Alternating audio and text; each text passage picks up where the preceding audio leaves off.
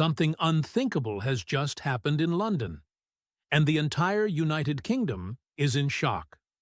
Prime Minister Keir Starmer is said to have uttered something so offensive about King Charles that even his closest allies are now calling for his political head. What began as a backroom rumor has exploded into a constitutional storm, the kind of crisis Britain hasn't seen since the 18th century. Sources close to the palace claim the king, in absolute silence, watches every move the government makes, while inside Downing Street, chaos reigns. And most terrifying of all, there are reports that ministers are secretly conspiring to oust their own leader before he destroys the balance between Crown and Parliament. The country that has always been a symbol of stability now stands on the brink of historic rupture. Brace yourself, because what you're about to discover in this video reveals a behind-the-scenes battle that could forever change the relationship between the throne and the British government. According to explosive reports circulating among MPs and aides this morning, the spark was a secret meeting at Windsor Castle, where King Charles, something almost unheard of for a modern monarch, is said to have met with Nigel Farage and key figures from Reform UK for a closed-door discussion about the country's political future. This was no ceremony, no symbolic gathering. It was a real, strategic, direct meeting. Insiders say the topic revolved around the erosion of British institutions, the loss of national sovereignty, and the growing influence of globalist interests over Westminster. A document titled "Restoring Britain's Democratic Foundation" was reportedly placed on the table, accusing Parliament of diluting the essence of the United Kingdom. And it was at this moment that the king, in a grave tone, is said to have uttered just 12 words that still echo through the corridors of power. Perhaps it's time for fresh thinking. The current path seems unsustainable. 12 words, and the balance between monarchy and government collapsed like a house of cards. The meeting was meant to remain an absolute secret. The monarchy never openly involves itself in politics, and any misstep in this arena is seen as a direct violation of the constitutional pact that has held the United Kingdom together for centuries. But in less than 48 hours, the impossible happened. The leak. Headlines dominated the papers: The Times, BBC, The Guardian, Daily Mail, all reporting the same bombshell. King Charles had met with Nigel Farage to discuss the nation's destiny. The palace denied it, of course, but the denial sounded weak, almost rehearsed. And as the public struggled to understand what had happened, the reaction in Downing Street was explosive. Sources report that upon being informed, Starmer completely lost control, shouting, throwing papers across the table, and accusing the king of overstepping his bounds. One aide present described the scene as surreal. Another said they had never seen a prime minister so unhinged. Twee! And it was then that Starmer made the mistake that may be remembered as the gravest in modern British history. Slamming his fist on the table, Starmer is said to have roared at stunned ministers, "If Charles wants to play politics, then I'll show him how the game is played. The monarchy serves Parliament, not the other way around. He's forgotten his place." Words that, according to witnesses, sent a chill through everyone in the room. A heavy silence fell over the cabinet until someone murmured, "He's just declared war on the king." The shock was immediate. This was no longer just an institutional disagreement. It was a direct attack on the heart of British tradition. Starmer continued, calling the monarchical system a relic of the past, saying that old men in fancy dress shouldn't decide the fate of the 21st century. One minister left the room in tears. Another, a Labour veteran, reportedly said quietly, "This will destroy us." And they were right. Within hours, the words leaked, and the country reacted with fury. The monarchy, suddenly, was no longer just a symbol. It was the dividing line between those who still believed in Britain and those who seemed intent on burying it alive.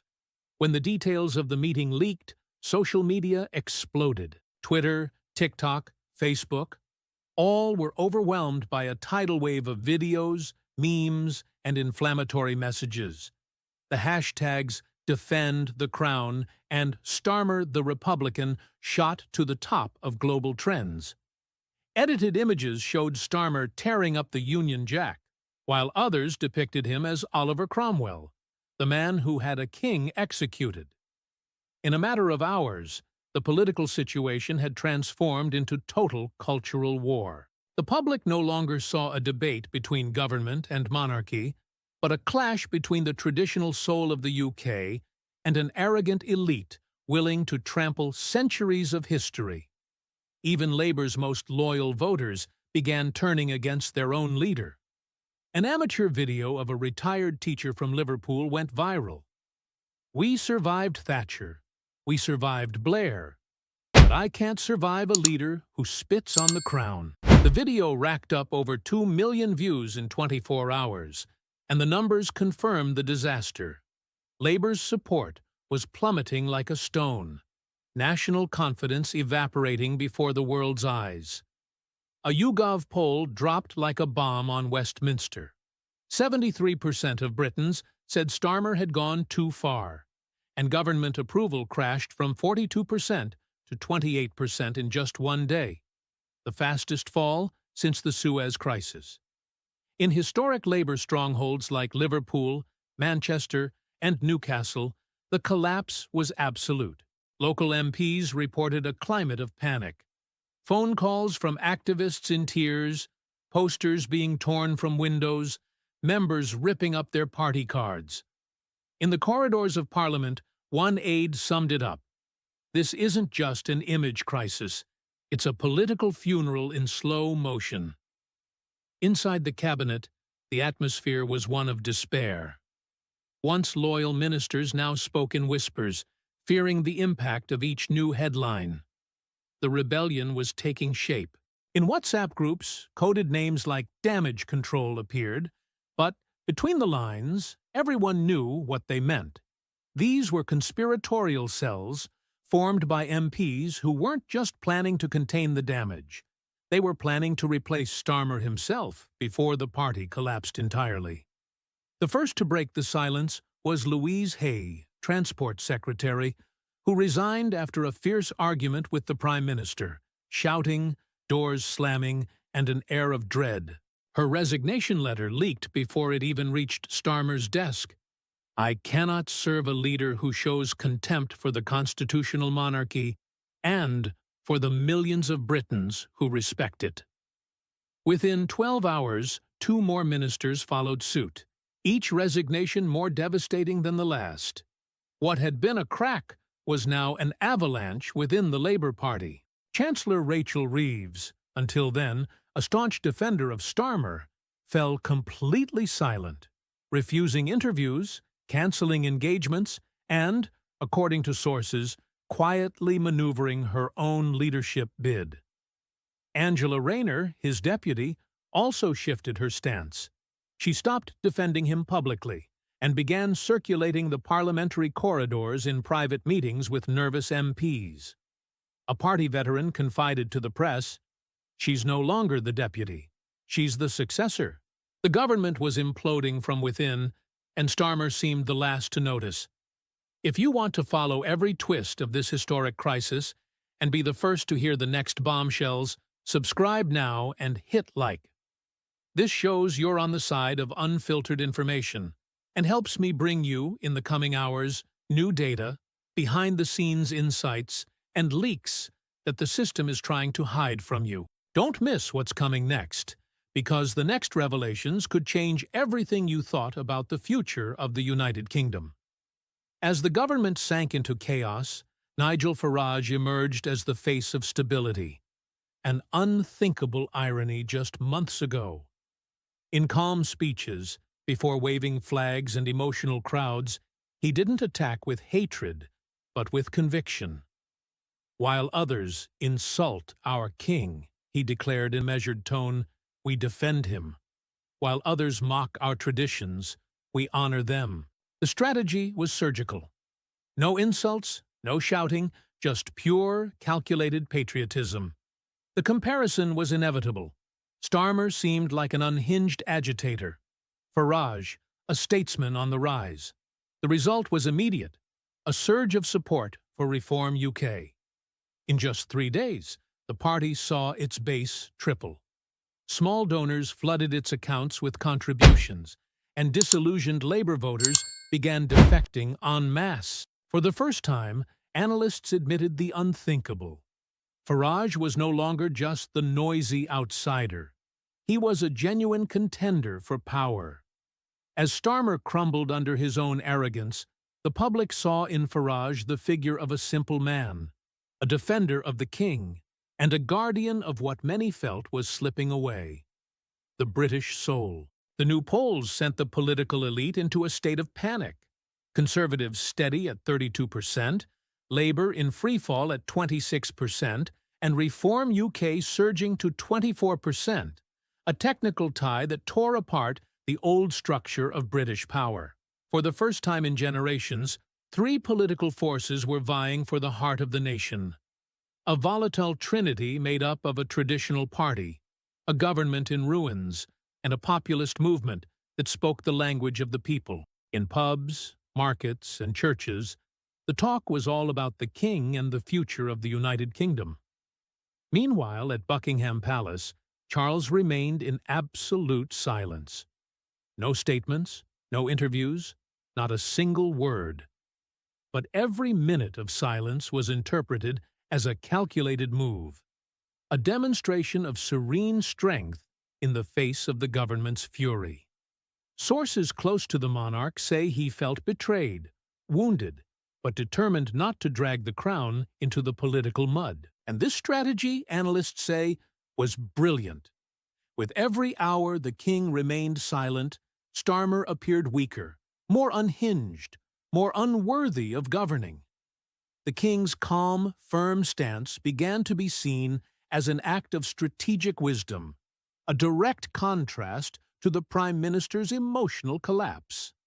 Constitutional law professors, political commentators, and even former ministers began to recognize the power of royal silence. The monarchy survives not by reacting, but by enduring, declared Professor Sarah Matthews of Oxford. And as the king stayed away from the cameras, the people drew closer to him.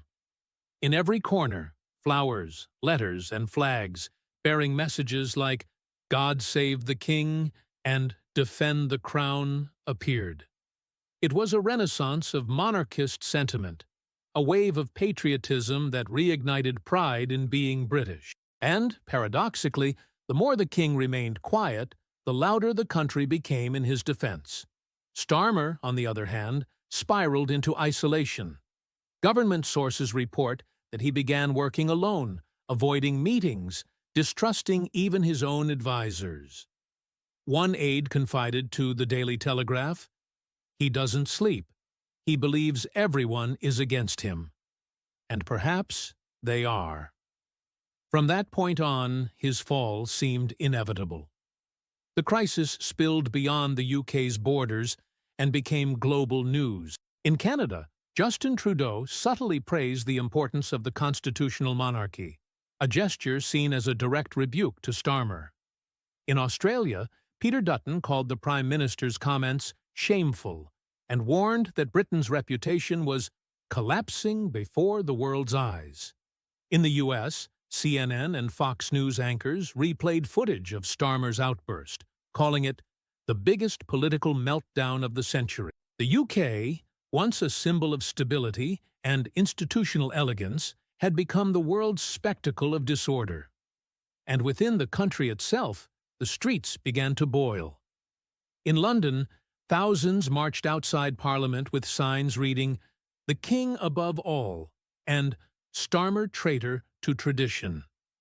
In Manchester and Birmingham, Republican groups responded with protests demanding an end to the monarchy. The scenes were chaotic. Flags torn, clashes between demonstrators, police struggling to control crowds. The line between democracy and anarchy grew ever thinner, and the country seemed on the verge of something no one dared to name: an irreversible rupture. Inside Westminster, the mutiny was now total. What began as damage control groups on messaging apps had become a full-blown political war room. MPs traded names of possible successors like marked cards: Rachel Reeves, Angela Rayner, Yvette Cooper, all considered to lead the party's rescue before it vanished. The conversations leaked in real time to the press, turning each new edition of the Evening Standard into a chapter of a political thriller. Meanwhile, Starmer remained barricaded in Downing Street, isolated and paranoid, convinced that the king and the opposition were conspiring together to bring him down. One advisor described the atmosphere as a war bunker. Meetings were cancelled, ministers went missing, and the only constant was the relentless ping of incoming messages, each one bringing a new leak, a new betrayal, a new scandal. Sources close to the Prime Minister said he had taken to wandering the corridors alone at night, muttering that no one would understand the price of loyalty. But by then, loyalty no longer existed. The government was dead. It just hadn't realized it yet. And it was in this power vacuum that the unthinkable happened. Nigel Farage, the eternal outsider, began to be treated by the international press as a potential future prime minister. Newspapers that once ridiculed him now described him as the voice of the betrayed people. The image was powerful: the steadfast patriot, defender of the crown, standing alone against an elite that seemed to hate its own country. The streets began to reflect this sentiment. In shop windows, badges featuring Farage's face alongside the king sold out. In churches and markets, conversations revolved around one phrase: "He says what everyone thinks, but no one dares to say." The new British right was born before the world's eyes, not as protest, but as a real alternative to power.